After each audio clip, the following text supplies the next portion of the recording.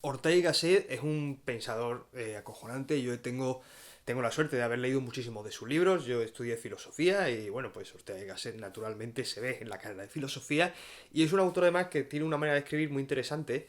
No solamente porque tiene mucha personalidad en su estilo de escribiendo, sino porque él tiene libros que digamos son libros y después tiene como muchísimos artículos que son textos muy breves, que son lecturas muy ligeras que se leen, tienen ese toque así de autor de ensayo, ¿no? Que publica, pues eso, que él no necesita un tratado así hegeliano de 2000 páginas. Es un autor que puede expresar ideas sencillas, ideas muy interesantes siempre, la mayoría. Ideas además sobre temas muy españoles. O sea, yo creo que es el que se puede ganar como la persona que ha pensado más en lo español, para bien o para mal, es Ortega y Gasset, sin duda. Y además, eso, tiene sus obras tochas, tiene sus artículos, tiene colecciones de artículos que acaban siendo como un libro, tiene sus conferencias, es un autor que se ha expresado de muchas maneras, ¿no? Y una de las maneras en las que se ha expresado es, lo tengo aquí, este es un prólogo, bueno, este es el libro de Ibn Hassam de Córdoba llamado El collar de la paloma, que es un libro bastante famoso, es posiblemente uno de los grandes libros de literatura de Al-Ándalus, sino el gran libro de literatura de Al-Ándalus, ¿no? Es un libro muy famoso, es un libro que ha sido muy comentado, y esta es precisamente una de las primeras traducciones que se hace al español, si no, la primera traducción que se hace al español, si mal no recuerdo. Es una traducción de Emilio García Gómez, que es uno de estos grandes arabistas, las personas que estudian como el arabismo español, hay muchísimos nombres, pero este es uno de los que más suena, ¿no? Hay muchísimos otros, o sea, igual es interesante un día hablar del arabismo español, si os interesa hablar de el arabismo español, pues hablamos un día de él, pero bueno, el arabismo español ha tenido muchísimos nombres, este es uno de ellos, y él traduce El collar de la paloma y precisamente el prólogo, que lo estaba leyendo ayer, el prólogo lo hace Ortega y Gasset, que es de lo que vamos a hablar hoy, del prólogo de Ortega y Gasset al collar de la paloma, porque del collar de la paloma podemos hablar un montón, pero es que del prólogo de Ortega y Gasset, bueno, o sea, podemos hablar todavía más. Entonces, bueno, ¿qué es lo que tiene el prólogo este de Ortega y Gasset que es tan interesante que puede? Pues tiene básicamente tres temas que son muy chulos y no voy a, o sea, voy a comentar, porque Ortega y Gasset, digamos que abre el problema, pero realmente él deja sus propias conclusiones o apunta ciertas conclusiones, pero no da como ningún resultado, ¿no? Ninguna conclusión así exacta, salvo con lo de el primer tema que vamos a ver ahora, ¿no? Pero es interesante solamente muchas veces lo interesante de la filosofía, lo interesante del pensamiento es no tanto las conclusiones a las que llega como las preguntas que plantea, ¿no? O las temáticas que pone sobre la mesa, que es el caso de lo que vamos a ver hoy con Ortega y Gasset, que es, de nuevo, un personaje interesantísimo. Bueno, pues de este libro, de este prólogo al collar de la paloma, ¿qué es ese primer tema? Pues el primer tema que plantea Ortega y Gasset, que es muy interesante, es el tema de si se puede llamar a Ibn Hassam de Córdoba español. O sea, fijaos, ¿eh? La pregunta o sea, tiene cosas, o sea, hay que venir de una mentalidad como muy del siglo XIX esencialista española para pensar cómo vamos a llamar español a Ibn Hassam de Córdoba. Era una pregunta pertinente para su época. Ortega pues desarrolla casi toda su obra a principios del siglo XX, hasta mediados del siglo XX es cuando es su principal actividad, ¿no? Sus grandes obras son de los años 20, los años 30, los años 40. Y es una pregunta, claro, que hereda todo el tópico que se ha generado después del romanticismo de la esencia española y qué es lo español. Hay un momento en el que la filosofía de aquí se plantea qué es el ser español, qué es lo español, cuál es la esencia de España. Y entonces es como que se genera que esto podemos hablar, de hecho, en el vídeo en la entrevista que le hice a Américo Castro, ¿no? O sea, a Américo Castro no, a Emilio González Ferrín sobre Américo Castro, esta problemática estaba planteada en el fondo, ¿no? De qué es lo que consideramos español y qué es lo que no consideramos español, ¿no? Y entonces, pues, Ortega y Gasset plantea esa distancia, ¿no? Ortega y Gasset es... pertenece a esa escuela, ¿no? Que habla de esa esencia, hay una esencia española, y esa esencia española no está presente en Ibn Hassam, porque Ibn Hassam es un árabe, Ibn Hassam habla árabe, Ibn Hassam es nacido en Córdoba, pero es un señor medieval que está fuera de el mundo castellano, y la esencia española lo va a traer Castilla. Esa es la idea que hay de fondo en este prólogo, ¿no? Que de nuevo recupera, o sea, tiene esa característica. También Ortega está muy influenciado por Oswald Spengler, del que no hemos hablado, pero algún día igual podemos hablar de Oswald Spengler. ¿Por qué no hablar de Oswald Spengler, ¿no? Que tiene esa idea tan característica, ¿no? De una esencia, o un alma de la cultura. Las culturas tienen alma para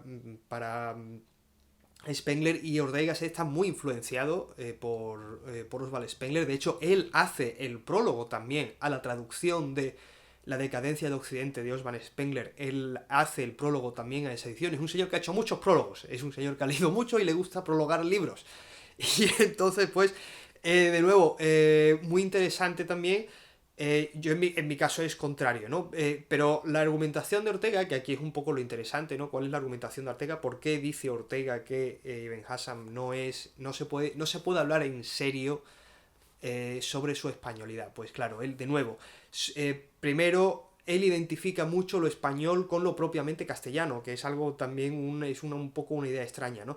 Y también, o sea, para él lo español tiene una característica temporal y una característica espacial. Tiene por una parte lo español es propiamente lo que está viniendo del norte, es lo castellano, es el mundo cristiano que se está desarrollando en España, en el norte, y entonces ese mundo castellano que después va a engullir al andaluz, eso es propiamente lo que va a ser castellano, y tiene sus propias características y su propia esencia, y entonces, por tanto, no todo lo que ha sucedido en la península, por haber sucedido en la península, es español, o es historia de España, es prefacio de España, o es el prólogo a España, ¿no? Y entonces, pues, esto es, Ibn Hassam puede ser, pues eso, un prólogo, una nota al pie, un epílogo, lo que tú quieras, pero no propiamente hablando algo que haya sucedido en España. Porque España, de nuevo, para Ortega y Gasset, no es una entidad geográfica o un pueblo específico, sino que es, o sea, no el conjunto de los habitantes que habitan en la península ibérica, o en el trozo de la península ibérica que llamamos España, sino que es ese mundo castellano que se desarrolla en el norte, y todo lo demás no es España.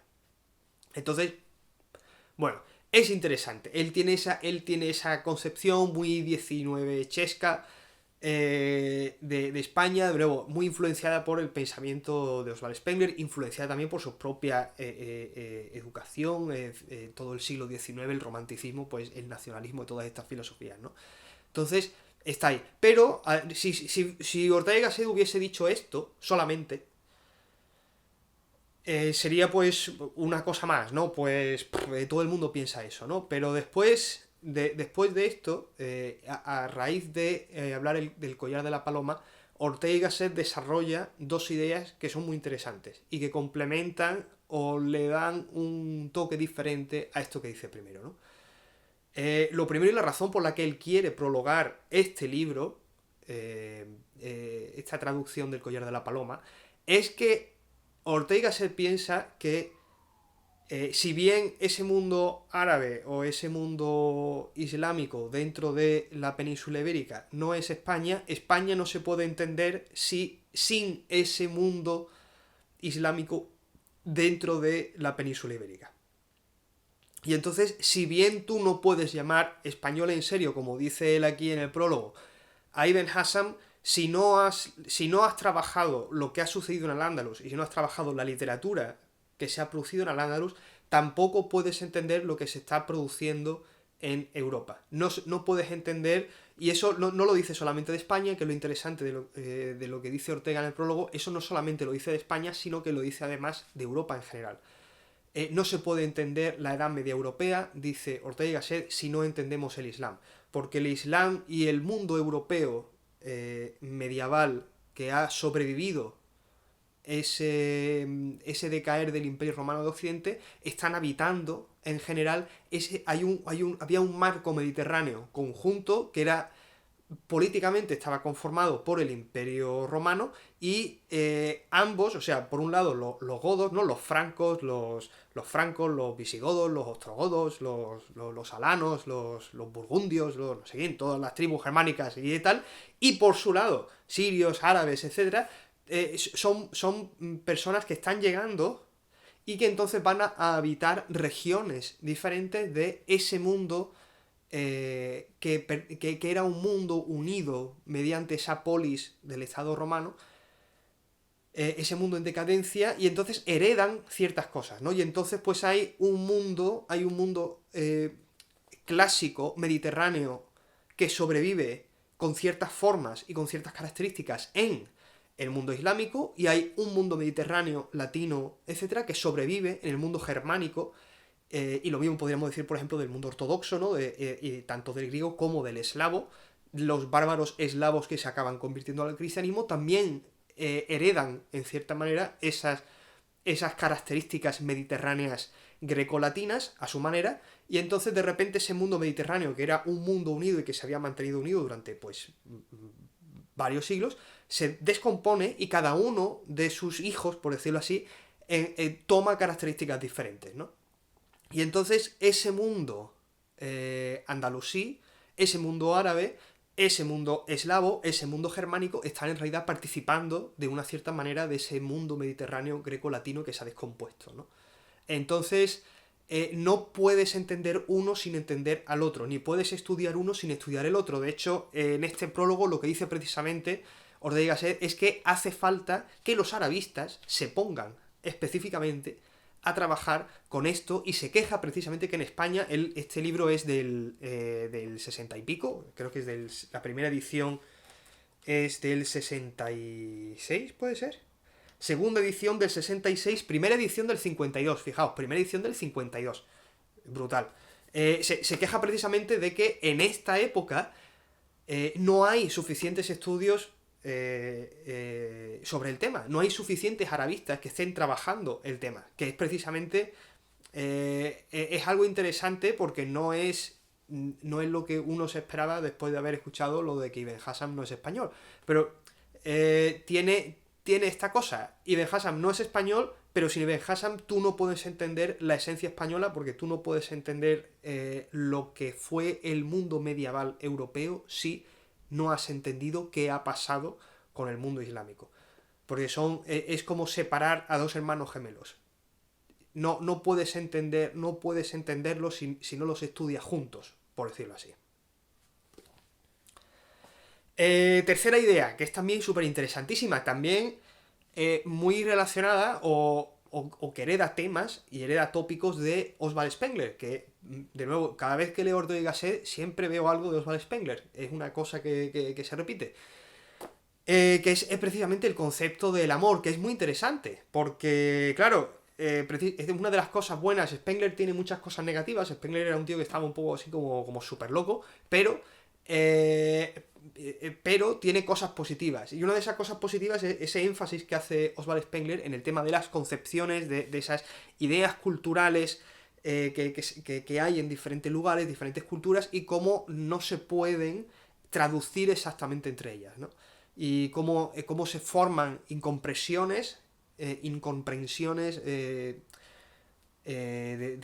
desatinos de la mutua comprensión por ese fallo conceptual de que ciertas cosas no se traducen a lo que tú estás hablando, ¿no? Es una cosa que en lingüística es conocido, porque obviamente hay cosas que no podemos traducir de un idioma a otro, pero él habla en general de las culturas, que hay cosas, conceptos o líneas de pensamiento de las culturas que no existen en otras, ¿no? Y entonces, pues uno de los temas que plantea Ortega es: ¿podemos realmente entender el concepto de amor tal y como está manifestado en el collar de la paloma, que como problema es una cosa interesantísima.